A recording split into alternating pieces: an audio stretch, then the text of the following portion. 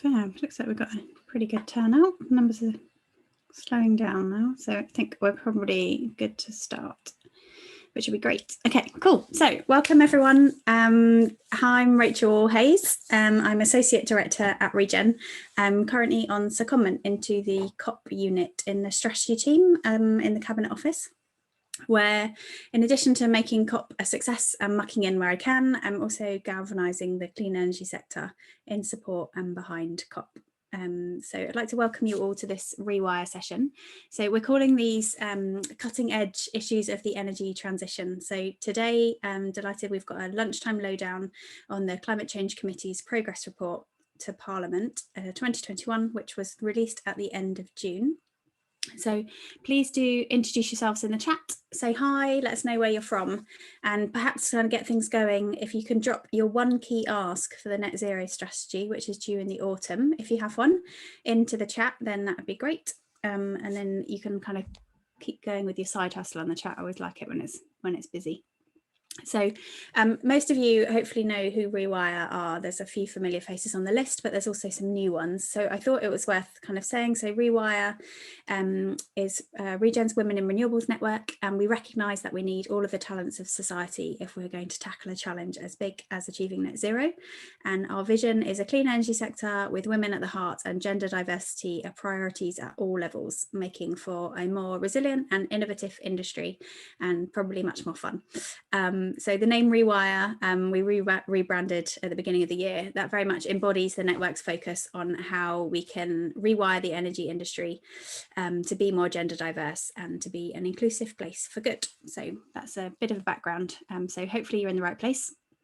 So I think we've seen that the Climate Change Committee's report notes that our sector, the clean energy sector, has led the way in reducing carbon emissions and has a crucial role to play in helping the country reach net zero, which I think is something we should all take a moment to be really proud of. We probably don't do that very often, but yeah, it's worth a kind of pause there. Give yourself a pat on the back, and yeah, a well done. And I think, you know, we recognise how much more we've got to do, but we have come a really long way. So the assessment from the Climate Change Committee has certainly laid bare the gap between the government's climate ambition and the paralysis, I think, for a better word, of decision making on key policies to phase out fossil fuels. So I think this is a really important message this year, given the UK's hosting COP and the scale of what the presidency needs to do this year to persuade others internationally to phase out fossil fuels, to step up ambition and delivery in the run-up to COP, with any hope we have of keeping 1.5 alive. It's also a golden opportunity for the UK to show global leadership and to set world-leading targets, as well as unleash a green jobs revolution with the kind of Build Back Better framing. I thought it was worth highlighting at this point, Regen is calling for urgent progress on key UK policies in 3 areas. So these are a transformational heat and building strategy, which, as I understand it, may or may not come out before summer recess. Rachel might be able to give us a bit more of an indication. I think it's still stuck with number 10 at the moment. A clear end date on new fossil fuel heating systems, a fixing of the distortion of levies on low carbon electricity bills instead of high carbon gas and oil, and long-term incentives to help householders upgrade their homes. Secondly, a laser-like focus on the transition to a zero carbon power system, including backing wind and solar with an ambitious round for contracts for difference, a clearer zero carbon remit for Ofgem and the system operator, and investment in preparing our energy networks for EV charging, heat pumps and decentralised renewables generation. Those of you who attended the last session will know I'm pretty keen on the heat pumps connections that are getting sorted out. And then thirdly, a devolution of net zero powers and funding to cities and regions to enable solutions that work for people locally and local places. So I think we all agree that if we get the right policies and strategies, we're confident that our industry can deliver. We've gone much faster than anyone thought possible on renewables, but change takes time, and hitting the 78% emissions reduction target by 2035 means taking action on policy and regulation today. Certainly a key message that came through loud and clear in the reports that Rachel will cover. And, you know, I would really like to see some of these pipelines of projects getting built out and shovels in the ground. So in today's session, I'm delighted that we'll be joined by Rachel Haye. She's lead analyst at buildings for buildings at the Climate Change Committee, and she'll give an overview of the reports which we welcome and the clear messages they've presented to government. I picked Rachel because she's got a pretty awesome name. It's quite similar to mine. She's just telling me it's got Scottish links, which is quite interesting. And Rachel is also on the key messages. There's also a kind of nod there to the net zero strategy due ahead of COP. And then after Rachel's given us a bit of an overview, we'll kind of delve a bit deeper into the heat and buildings, which is where Rachel's specialist area. So Rachel, hi, and welcome to this ReWiRE session. I should say these sessions are generally more relaxed environment to get under the skin of key issues affecting the energy transition for women in our sector, and men as well. You're very welcome to these sessions. And today we look forward to discussing your progress reports to Parliament. I have to say I enjoy these sessions a lot. They're kind of a pretty informal way of understanding some of the key areas and issues affecting us. But it's also an opportunity to get to know you a bit better. So if that's okay with you, that's where I'd like to start. And I wonder if you could give us a bit of an overview of how you ended up being lead analyst at the CCC. I remember working together in your days at Ofgem, but how did you end up in energy? So over to you, Rachel. Yeah, thanks so much for having me. It's really good to have the opportunity to talk about our work. Yeah, so in terms of how I ended up in the role, I have wanted to work on climate change issues for a really long time. That's always been my kind of career ambition. But I started off at Ofgem partly because I really wanted to get a solid grounding in the energy system in all different aspects. So I actually joined Ofgem on the graduate scheme back in around 2010. So I've worked in every department of Ofgem during the 7 or 8 years that I was there.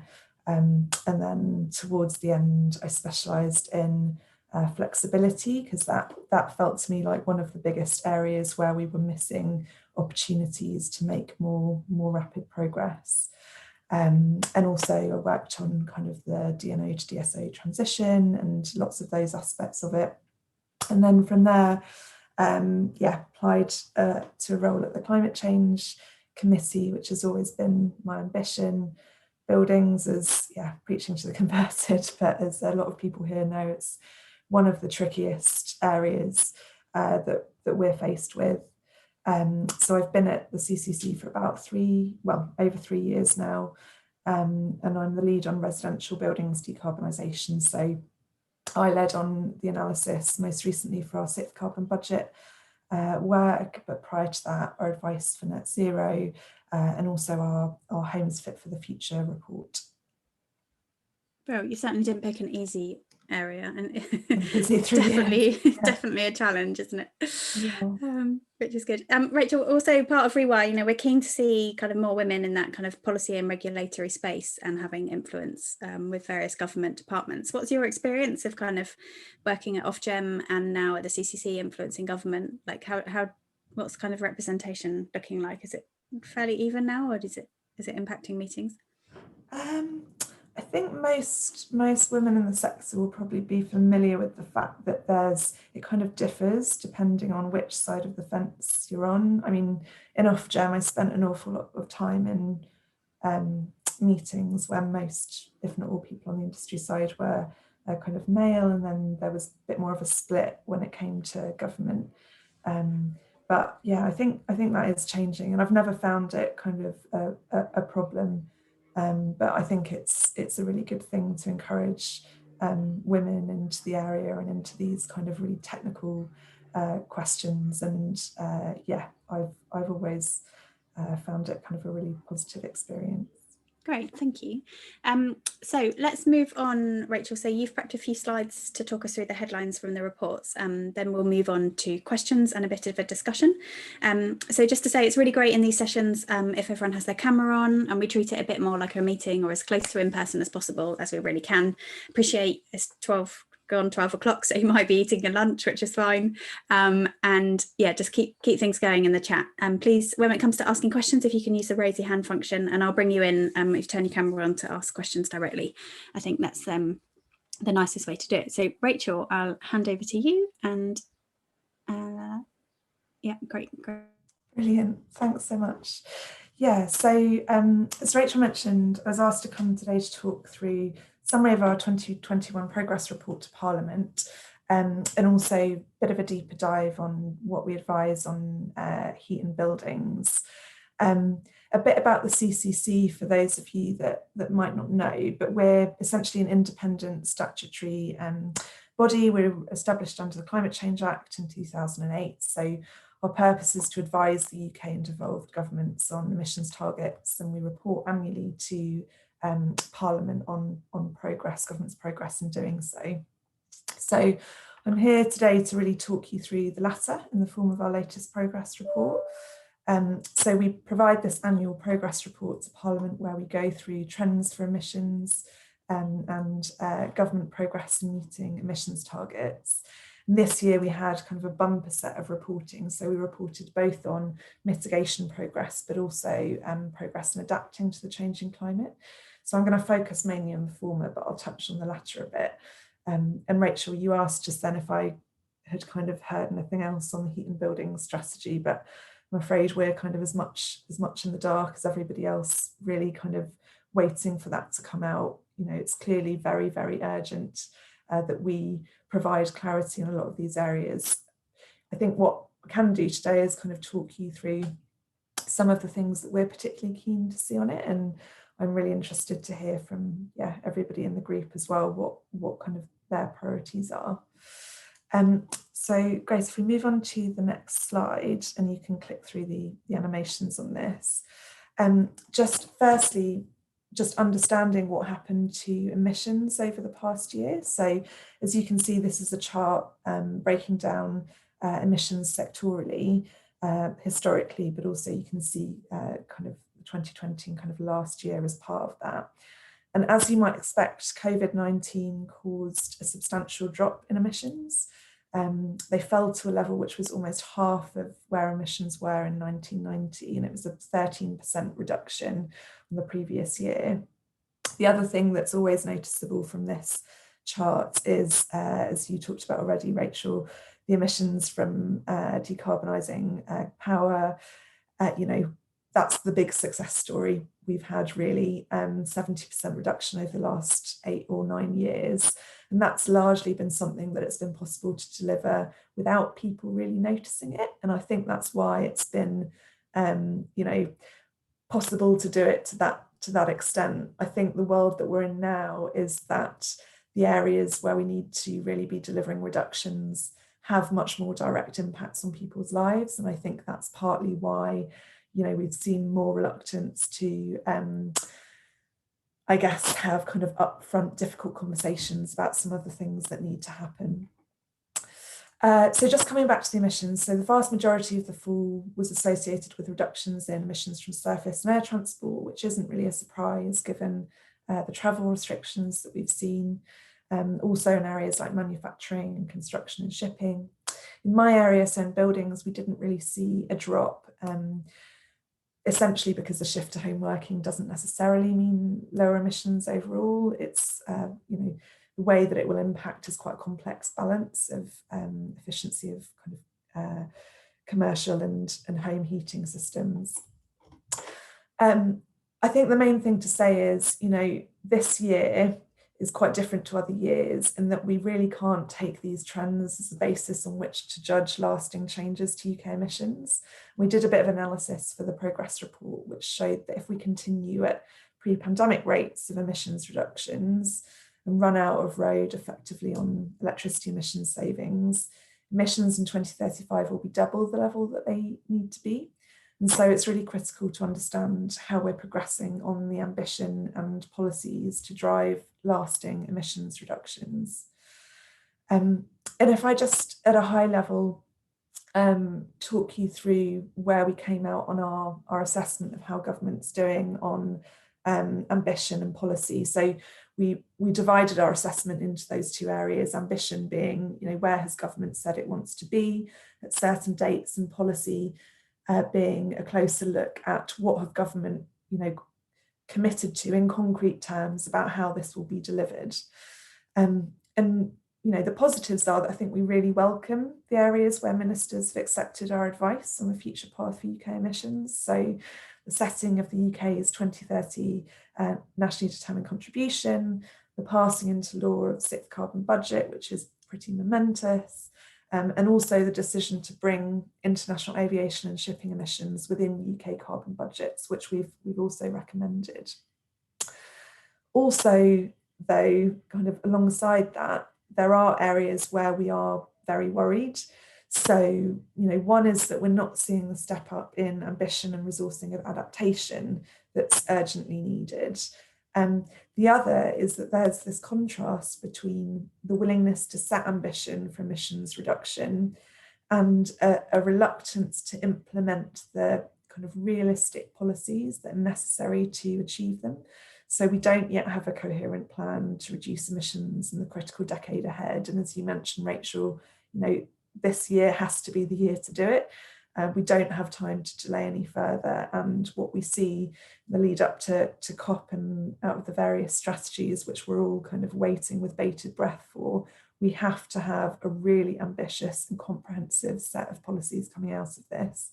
And if we're not in that space, we will be in a very challenging position to be on track to meet 2050.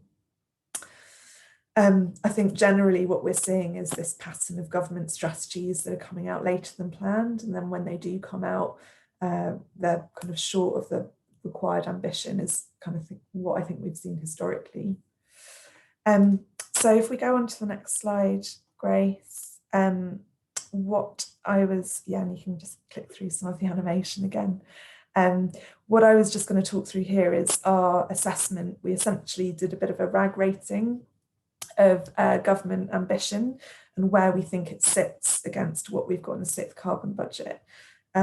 So our assessment here is that just under half of the emissions reductions that we need to meet the sixth carbon budget have ambitions that are kind of broadly suitable, so fully on track or potentially on track. But the rest, the majority are areas where ambitions are lacking. So we haven't yet seen government commitments to the action required. And we really need these gaps to disappear this year by the time we get to the net zero strategy. If we move on to the next slide, then it's just digging into a little bit more detail on some of the individual areas of ambition that we've assessed. So, sorry, it's quite small text, but I'll try and talk through it. But essentially, the table on the left compares government commitments that have been made versus what we've got in our balanced pathway, and then kind of a visual representation of some of it on the right. If we're digging into these specific commitments on ambition, there's some really welcome stuff in there. So, we welcome commitments on areas like offshore wind, electric vehicles. And we've obviously seen a range of announcements this morning around the ending of the sale of all new polluting road vehicles by 2040, which is good to see. Also, good to see the ambition on tree planting to 2025.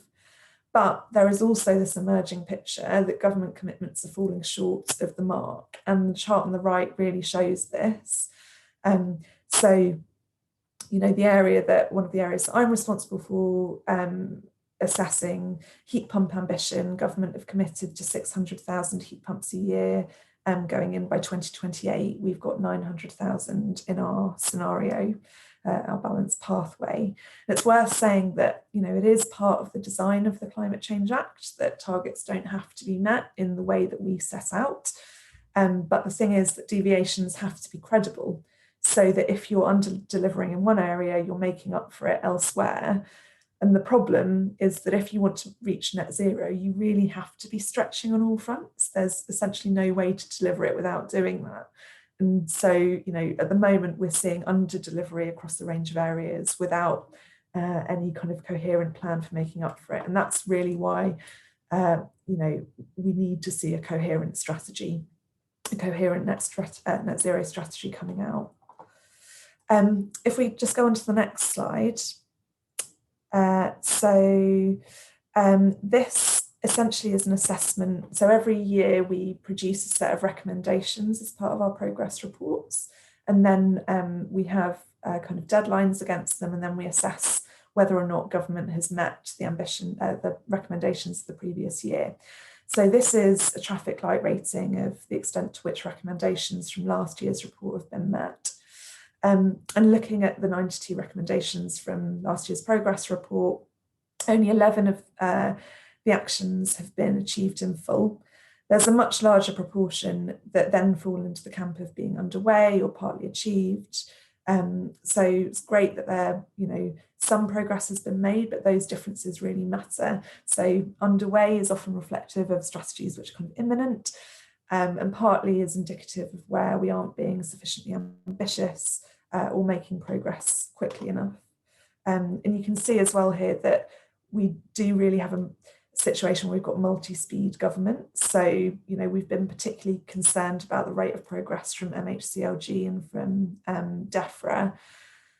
Other departments like BEIS have historically been making kind of more rapid progress, but equally we haven't yet seen the heat and building strategy, which is now well overdue. We haven't seen the net zero review from Treasury. If we go on to the next slide. So this is the same chart as before, but essentially looking at policy commitments rather than ambition. And what you can see here is that we've got a much more concerning picture in comparison to the ambition charts. So even with the ambition chart, it was clear that we had gaps. You can see here that on the policy side, we've got a much more significant proportion of the emissions reductions we don't have sufficiently robust policy against. So essentially around 20% of emissions reduction has no viable framework in place. Another 20% has fully or potentially on track ratings for this. And then around 3/5, there's something going on, but it's either late or partial. So just to summarise then the key things we need to see ahead of COP26. So as I've mentioned, the first one is a comprehensive net zero strategy. It needs to fill those gaps in ambition. It needs to pull together a coherent story of how sectoral efforts are going to fit together to achieve the net zero target and carbon budgets. And one of the things that we think is needed as part of that is a net zero test to make sure that all government decisions are compatible with the legislated emissions targets. Secondly, a plan for a just transition. So that's about ensuring we're taking the opportunities to create jobs and improve the skills base while maintaining our international competitiveness. And there's been a report that's come out this morning from the Green Skills Task Force. And the other thing is about having a credible plan for the fair funding of the transition. And this question about fairness is really, really central to successful delivery. And it's not something that's unique to us. Frans Timmermans, who's the European Commission Executive Vice President for the European Green Deal, recently put it quite succinctly when he said the European Green Deal is going to be just, or there is just not going to be a European Green Deal. And they're due to launch one of the most ambitious rafts of climate legislation. Actually, today I was looking this morning, but it doesn't seem to have come out. But they're really cognizant of the risk of widespread political backlash if they don't get this right. So it's really central. And then the last couple of things I wanted to mention here is public engagement. So I mentioned we haven't really had some of the open and frank discussions about what changes need to happen in some of the trickiest areas. And we did some research a couple of years ago that showed around 57% of people weren't really aware of the need to decarbonise heating.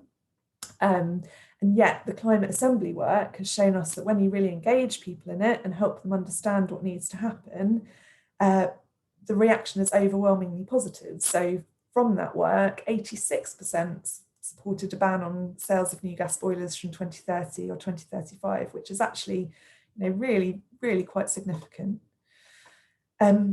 The other thing that we want to see is a framework for local delivery. So we see the role of, local delivery as really critical, and making sure that we've got sufficient capability of at all levels of delivery in a coordinated way to deliver this outcome. And then integration with climate adaptation. So I think we're all probably reeling a little bit from the news that came out on the heat wave in North America and some of the quite scary numbers on that. So we saw kind of temperatures of 49.6 degrees, I think, in Canada, and the World Weather Attribution Group estimated it as a current 1 in 1,000 event at 1.2 degrees of warming, but that probability increased markedly for 2 degrees of warming to between 1 in 10 to 1 in 5, which is really quite petrifying when you consider, billion animals have died in that kind of single event. The challenges from a warming climate are here now, and we can't afford not to be thinking about adaptation now. So then just in the last bit of time I've got, I was going to do a deeper dive on heat in buildings and what we need to see. So I've touched already on the emissions picture, and I don't have any more slides now, so feel free to take them down if you wanted. But I've touched already on the emissions picture and on some of the examples of deficits and ambition. And we measure this set of underlying indicators, which are essentially showing us that insufficient progress is being made. It's the same message that we've been relaying for quite some time.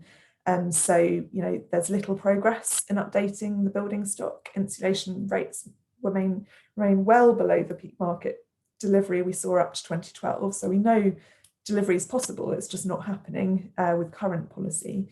And installations of loft and solid wall insulation are only a third of the rates that we need in our scenarios by 2021.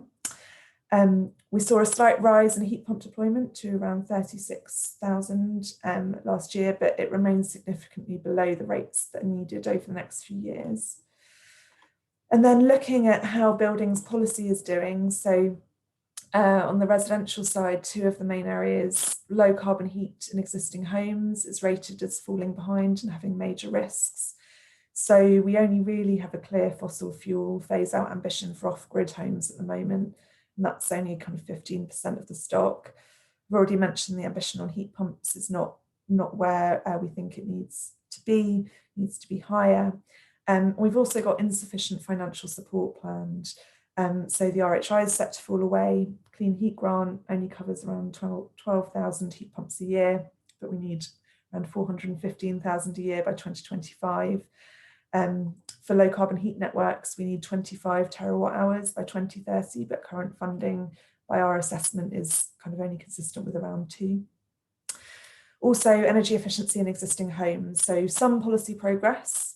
We've seen commitments on private rented sector standards and standards for lenders, and commitments in the Scottish Heat and Building Strategy, which is great to see.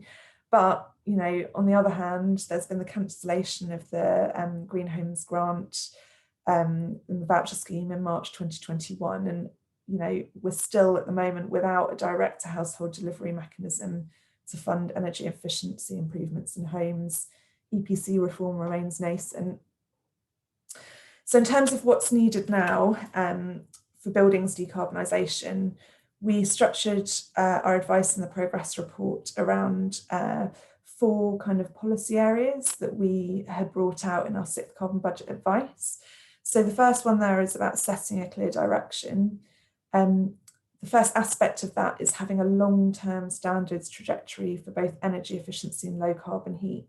And as a reminder of what we've got in our 6th carbon budget, balanced pathway, by 2028, we have all rented homes meeting minimum energy efficiency standards and no homes being sold unless they meet those standards. And we also have a phase out of gas boilers by 2033 with exemptions for any buildings in zones designated for low carbon district heat or hydrogen conversion, which I'm happy to talk about more if there's any interest. The other thing is a stronger commitment to the role of electrification, both to meet the 2030 NDC and the 6th carbon budget. And essentially our assessment is that full hydrogen conversion is likely to be unwieldy due to the low system efficiency, which poses a significant supply side challenge. We don't recommend planning for a full hydrogen conversion, but we definitely see a role for hydrogen in providing flexibility. And there's, it can do that either at system level in the power system or household level in the form of hybrid heat pumps.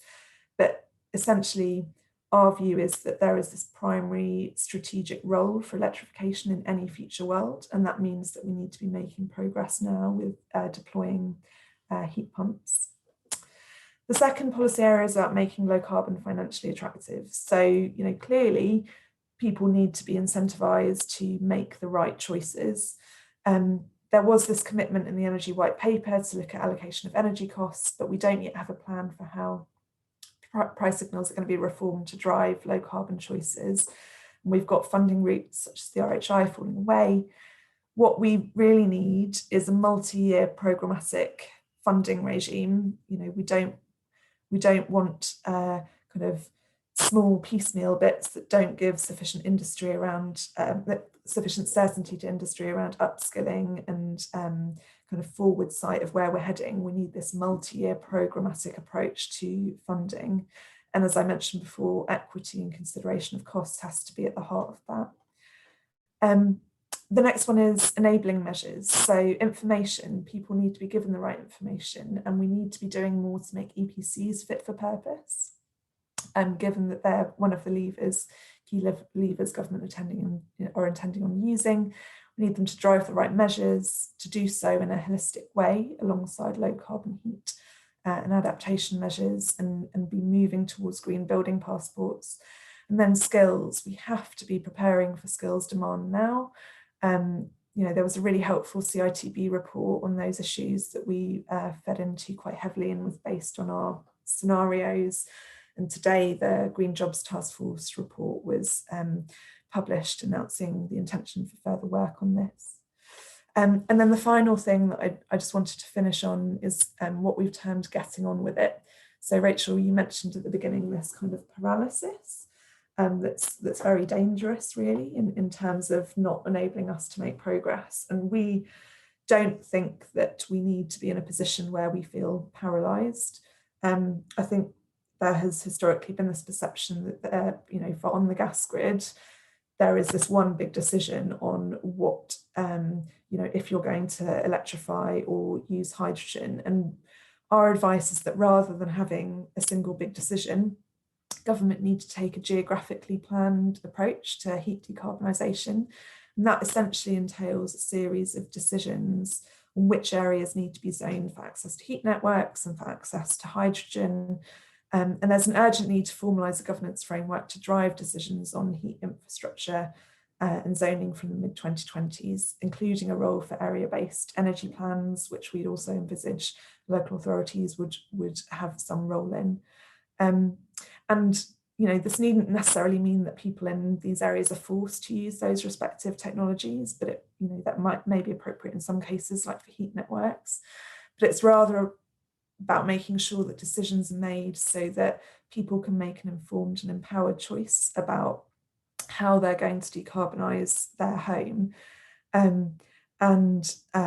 Importantly, those areas which are expected to get access to neither heat networks nor hydrogen, for instance, because the projected costs of producing and transporting that hydrogen to them are too high, if we can identify those as a priority, it will really unlock progress, because then we can know now that they need to be electrified.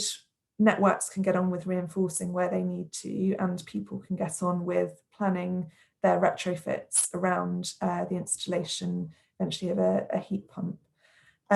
So that for us is something really critical that we've not seen a commitment to, but we essentially don't think that delivering this is possible without it.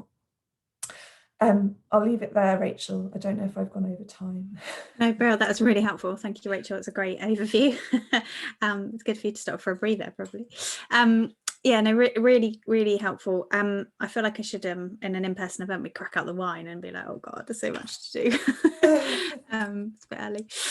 So I guess there's a really huge challenge ahead. And on your slide, you kind of outline the different government departments with the RAG rating of, which policies are in progress and which ones are, have seen no action. So this is certainly, net zero is an area that requires decision making across the whole of government, and I guess this policy gap's not unique to the 6th carbon budget. It's, we're not on track to achieve the 4th or 5th carbon budget either.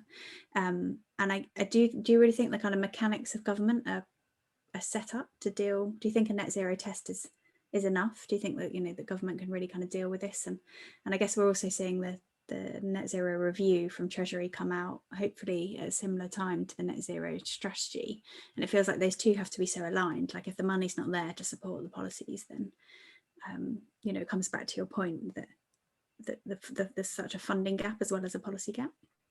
Yeah, I mean, no, I don't think a test alone is enough. It has to be about a framework of measures to draw government ambition together. And I think that's what we need to see coming out of kind of upcoming publications. There's obviously things like Climate Cabinet, and as you say, certain departments have a role in setting, I guess, direction across other government departments, and the Treasury review for that reason is really critical as part of this, because it's about determining what spend is going to be, which in turn, you know, determines priorities. So, you know, I don't think government is inherently set up to deal with an issue like climate change. In fact, our whole democratic system isn't, and that's why the Climate Change Act was so important, because, you know, it doesn't work to those short political cycles. This is a long-term comprehensive challenge, and similarly you have to take a different approach if we're going to get kind of a coherent package of reforms across government. And I think, you know, we need to see more progress in delivering that. I know it's someone mentioned yesterday on a call I was on that, you know, you're not going to, for climate change, you're not going to see like a daily government address from the Prime Minister setting out the kind of progress that we've made and the challenge. And so this and kind of an issue of this magnitude almost kind of needs that kind of bringing the focus back to the people of what's happening, I think. But there are a lot of parallels with COVID. I mean, yeah. You're absolutely right, because it's about the critical importance of planning for these high impact eventualities, but this is something that we have very high confidence is going to happen. Yeah, definitely. And you touched on there like all of the different asks of government, and you know, I think it's fair to say that you've made it abundantly clear in your progress reports what's required and what's needed. And but what's the process that you go through now, Rachel? Like how you've done kind of all this analysis and research, kind of what happens with this information? Like how do you regularly feed that in, and how does that work? So we have these cycles of doing our progress report every year, and then having these kind of intermittent carbon budgets, and then it's generally kind of 2 years of work of hardcore analysis feeding up to them. I think where we are now is that, so as an organisation, we're quite split between analytical and kind of policy thinking in terms of time that people spend on things.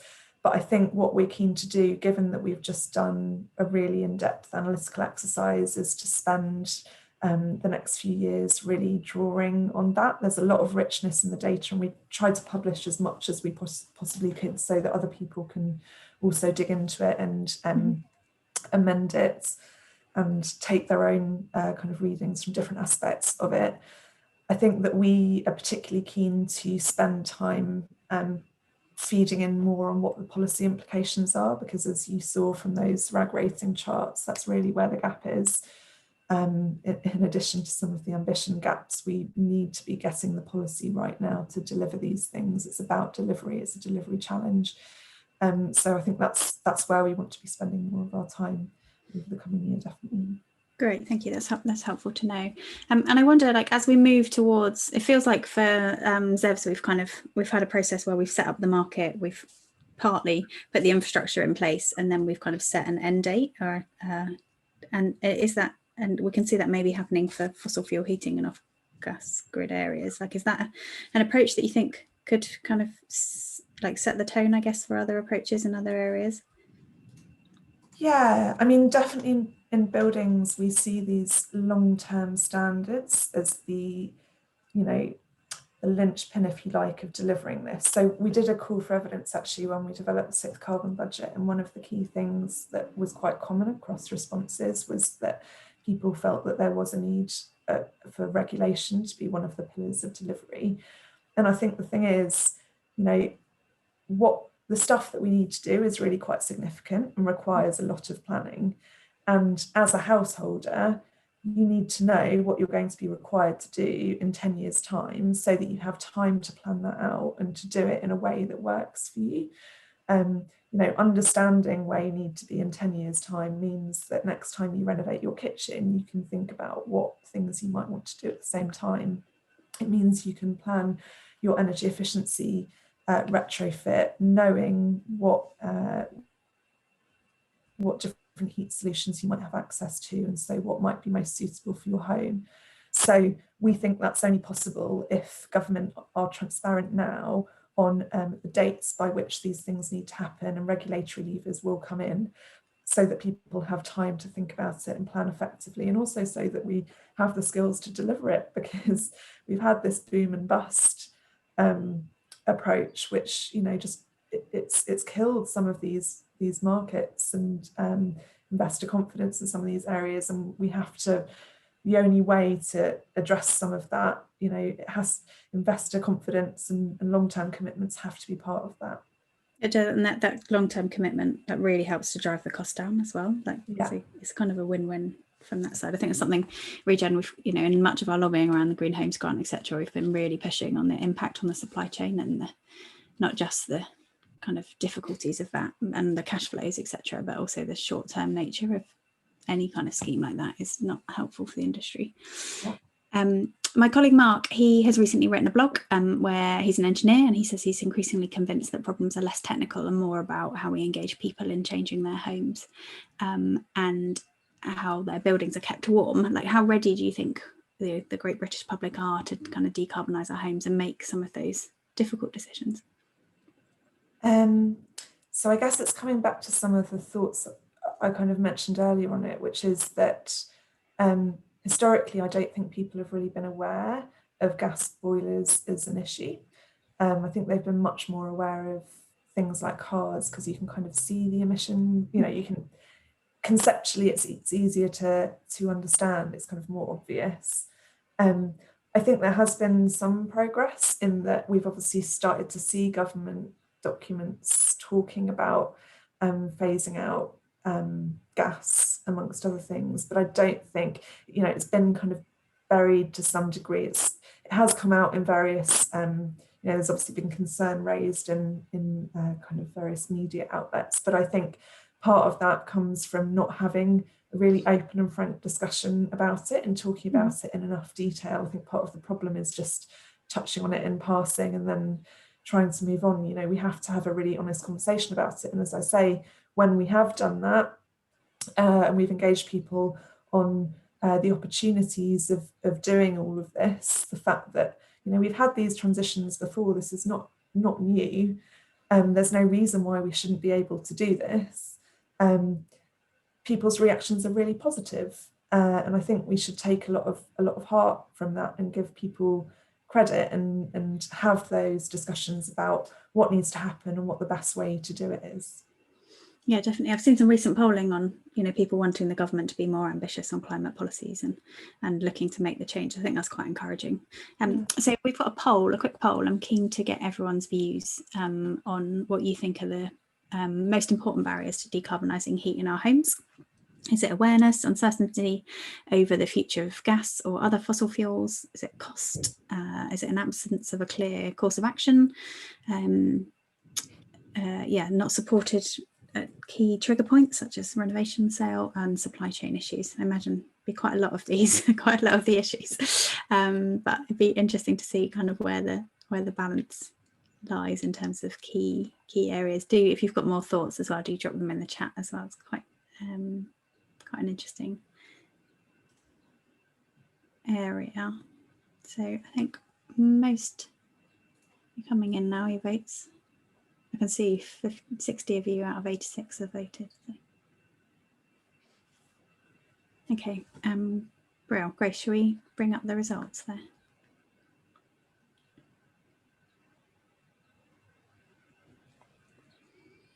Okay, so it's mostly down to cost. So yeah, anything we can do to bring the cost down, I think, is definitely clear. And that what you're saying, Rachel, about that kind of clear pathway of knowing what's coming in 10 years so that you can make decisions about your kitchen refurb or your extension, etc. Fab. Okay. So I'm also keen to open up to any other questions from anyone. So if you can use the raise your hand function, then I'll bring you in. Be great to get a bit of a discussion going. So if you've one of the people with the first question, do come in as I scroll through the long list of people. If your surname's near the end, I might not get to you for a minute. If not, I've got loads more questions to ask you, Rachel. Okay, has anyone want to come in with a question? Kyla, you're quite engaged at Brighton and Hove community. You've put lots in the chat. Do you want to come in and ask Rachel a question? Hello. Hello, it's Jeanette here. Can you hear me? Hi, Jeanette. Yes, we can. Yeah. Oh, hi. Yeah, I put a question in the chat. It's a bit of a side issue, really, but we've talked a lot about heat, and obviously that's a big issue at the moment. But as our climate changes, we're going to have hotter, drier summers. There's going to be increased need for cooling, and I'm not sure we're building that into the design of our new build or refurbishment of buildings. And I had a comment from a teacher at one of our secondary schools that had been built with very high thermal standards, and now it's too hot in the summer. So has any modelling been done on that, or any forward thinking done on that? Because that will be an issue going forward, because otherwise we're going to need more air conditioning, which is again demand on the electrical load. And at the moment, until we've got zero carbon emission electricity, it also adds to your carbon emissions. That's my question. Yeah, thanks, Janet. That's absolutely right. So I think that comes back to the point that we don't think adaptation is being taken seriously enough and being considered. So whenever we provide advice on buildings kind of mitigating emissions, we recommend it's part of a holistic approach to also address adaptation needs in buildings. So for instance, when you're planning a retrofit pathway for a home, you need to be not only thinking about what energy efficiency measures you need, but what accompanying adaptation measures you need alongside them, because if you don't plan them properly, you actually risk making some of those kind of overheating concerns worse, for instance. So it's really important that when you install insulation, you have adequate ventilation built in, you have passive cooling measures like shading, and if you're in an area where or building type which is particularly susceptible to overheating, you may need some form of active cooling. You mentioned air conditioning, and I think that there's another aspect here, which is that I've seen some research when people have been asked about kind of what attracts them about a heat pump, and I think cooling is one of the aspects that kind of makes heat pumps more appealing. So I think there's a really interesting question about how much active cooling would be appropriate in the system. We allow for it in our scenarios, around 5 terawatt hours of active cooling. But in some senses, because it would be happening during the summer and power system is built for a winter peak, there's some senses in which it may be more manageable, but equally we need to be building in passive cooling as standard. And we have seen progress from MHCLG on overheating, but equally there are still big gaps. So for instance, buildings that are repurposed, making sure that we've got sufficient overheating measures there. Also, the EPC action plan talked about highlighting risks.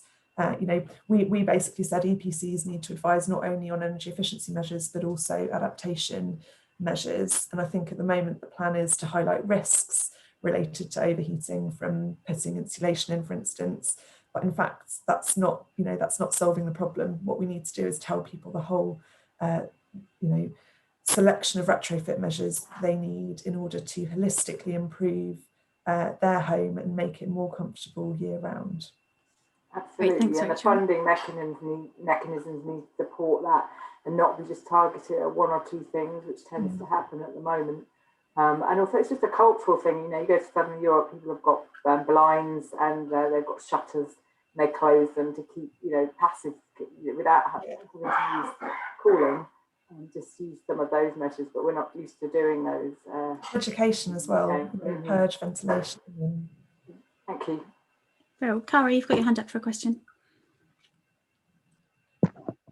Thank you. Yes, I just wondered as well about the ecological emergency as part of all this, and opportunities in which to improve the built environment by engaging with natural-based solutions for cooling and improving air quality, as well as obviously the issues around embodied energy. And a lot of these retrofit products that we are encouraging people to install will have obviously a negative impact on the environment as they're created and put there.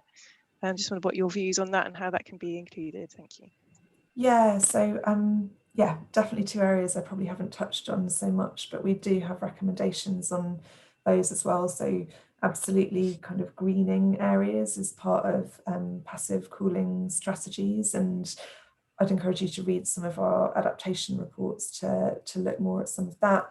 Equally, embodied carbon, so we've got recommendations about driving down whole life emissions from buildings.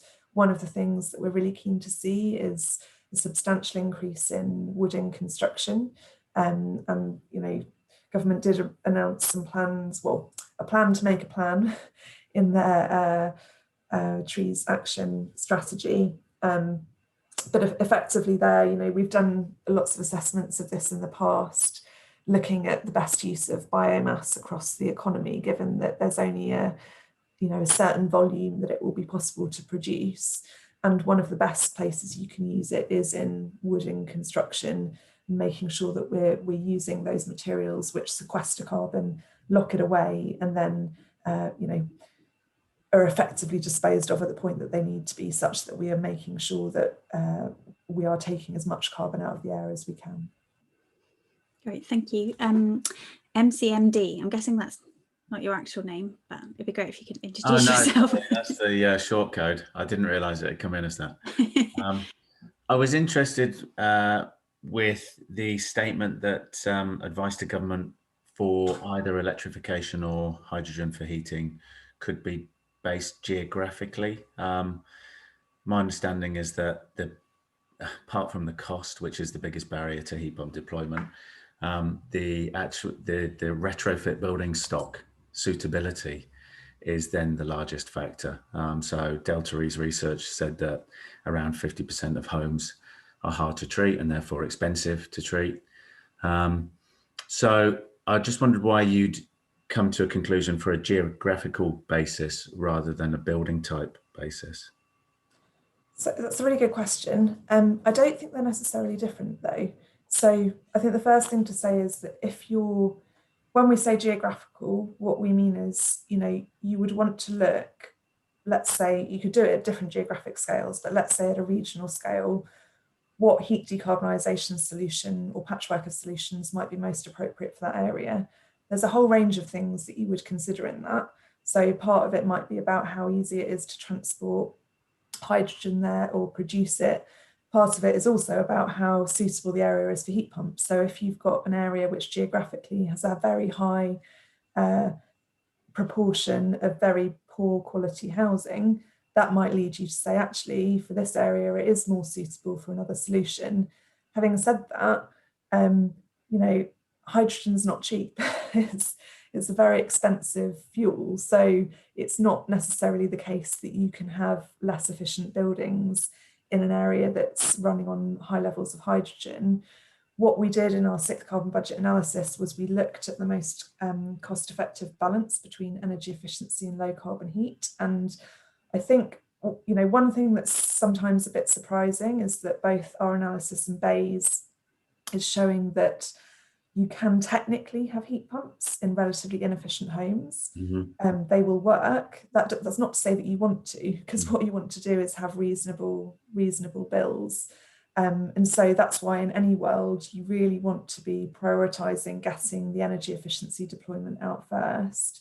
Yeah. And we have to be doing that before we start the transition at large scale to the low carbon heating solutions. So that's really kind of what sits behind a lot of it. But it's absolutely one of the things you'd want to consider in figuring out what the right solution is for an area.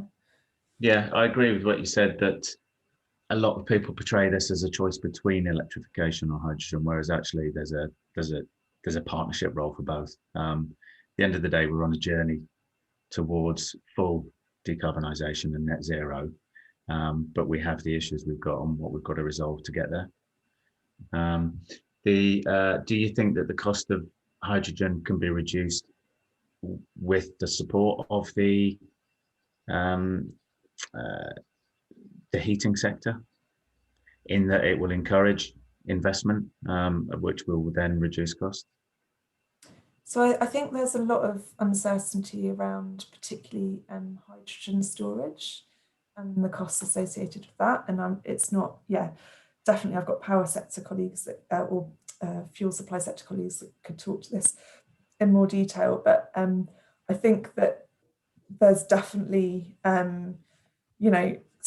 scope for learning through innovation to drive down costs. I don't know what's going to be possible there.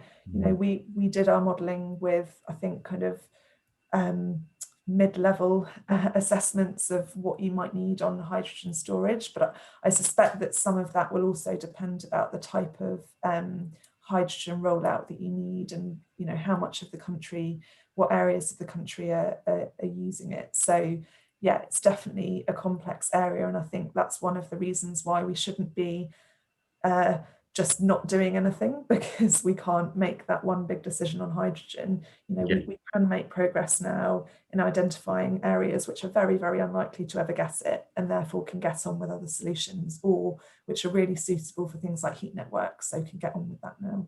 Yeah, and I suppose the consideration there is storing it as 100% hydrogen rather than feeding it into the gas grid up to a 20% blend. Great, I've got a few more hands up here. Sorry to derail it, but thank you for your time. No, it's good. It's good discussion. Thanks, Rach. Just look at one of the things that is going to need to be in place to enable the transition is the infrastructure. So if we think about electrification and heat pumps, particularly, obviously that's going to provide some challenges for the electricity networks to respond to. They're just putting forward their business plans to Ofgem for 2023 to 2028. And it's noticeable that a lot of them are based on on one of the national grid scenarios called system transformation, which is a scenario that sort of gets us to net zero in a rather different way to perhaps the CCC balanced pathway. Basically, it's not compliant with the 2035 carbon budget targets. It's not compliant with 600,000 heat pumps a year. It's a kind of not do a great deal and then hydrogen rise to the rescue in the 2040s type world. So if the networks base, if that's a signal from Ofgem, if that's what the networks are basing at least their kind of core infrastructure investment in, then there is a big risk that when people turn up with all their EVs and heat pumps, it's either impossible or difficult or very costly for them to connect. I wonder if that's an area the CCC is kind of looking into and perhaps raising with Ofgem the concern that the sort of Ofgem's focus remains very strictly on customer bills, and it isn't really yet saying that we have to get these networks net zero ready. Rachel, just before you come in on that, I'm just going to take a couple more questions, if that's okay, just in the interest of time. Right. Okay. Are you happy with that?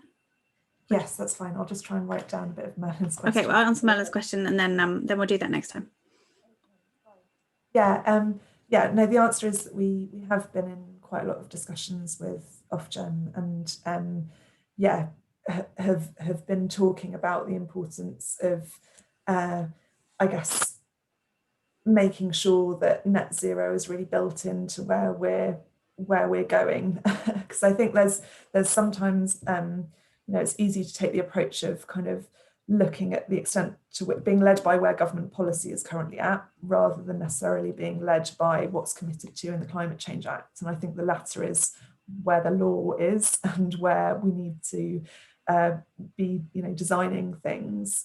I think the point about DNO plans is really interesting. It's actually on my list for this week to dig more into National Grid's latest FES scenarios. So I'll definitely have a look at that. I think in the past we've had discussions with National Grid over concerns in terms of differences between where our scenarios are versus theirs. We are kind of engaging directly with the ENA. I noticed Randolph popped up on the chats, but one of the things that we talked about with them was the importance of getting more clarity from government on what solutions are expected for different areas, so that, you know, for instance, if there's an area that you can identify now is very unlikely to get hydrogen, you can identify that it's an area which needs to be electrified. Networks can then plan for penetration of heat pumps, which are likely, and then move forward on that basis. So I think that a couple of things need to happen. One is that networks need to be taken into account, not just FES scenarios, but also, you know, the end targets of where we need to be, the carbon budgets and the scenarios that we develop to support it, but also more strategic planning from government to support greater visibility about where we're going. Great, thanks, Rachel. Kayla, can I take your question and then Rami's question together, please? Thank you, Rachel. First of all, I really applaud the CCC and their reports. Wonderful work. My question is really around the fact that the social and environmental levies on electricity have really done a great job in supporting the decline in the carbon emissions from energy. Does the CCC support the transfer of some of those levies from electricity to gas? And have they communicated that to government? Because that's a great way of starting to decarbonize heat. Thanks, Kayla. And Rami? Hi, thank you both, Rachels. Thank you for this informative session. My question is that I need to understand to what extent we are confident that we could achieve our net zero targets. You know, like number of local authorities have already developed their own targets to be achieved, you know, by 2030 or 2035. The Scottish national targets are said to be 2045. The UK government targets 2050. To what extent we are confident to achieve those targets? And based on our, you know, like current knowledge and progress as well, considering, you know, the latest technological advances as well. And is there differences between carbon neutral or net zero targets in terms of the scopes, you know, scope 1, scope 2, scope 3s? Yeah, like, and also, is it compatible with 1.5 Paris Agreement's targets? There's a lot of questions in there. Yeah, Rami. thank you very much. I just take one final question from Kate, and then Rachel, if I could ask you to try and answer some of those questions and wrap up. Just we're losing a few people now as we drop off.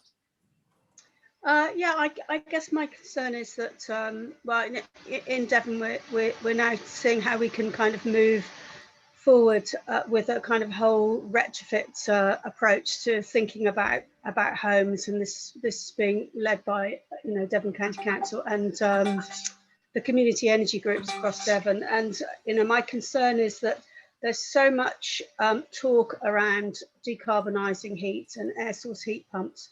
And there's been so much talk in the past about single measures that, you know, the population doesn't understand the importance of taking a whole house approach and how essential that is going forward for home comfort and affordability. And it's a question about how we start to kind of change that rhetoric.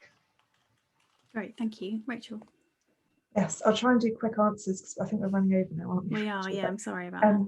No, that's all right. But so, Kayla, great question on social and environmental levies. So yes, we've had recommendations for a number of years now around rebalancing gas and electricity prices and making it such that when you get a low carbon heating system, it's as expensive or cheaper to run than your existing heating system is a really important part of incentivizing people. And as you say, one of the problems is the fact that we've got these levies all on electricity, but there's no, you know, they're not moved on to gas, but also you don't have kind of the carbon price of gas reflected. And there's a really interesting chart in our 6th carbon budget report on what it would look like if you moved things over and how it would change the overall annual bill picture between the two. So I recommend that you look at that, but we're also in kind of active discussions with Treasury and others around you know, advocating the importance of this as part of the solution. Rami, so to what extent can we achieve this? So yeah, the targets that are set out in legislation are absolutely achievable. You know, our job is to recommend what we think is achievable. We will say where we don't think something is possible, and there is no reason why this is not possible to do. You know, a lot of the technology is already there, and that's not to say all of it is. There are clearly big gaps that we need to fill.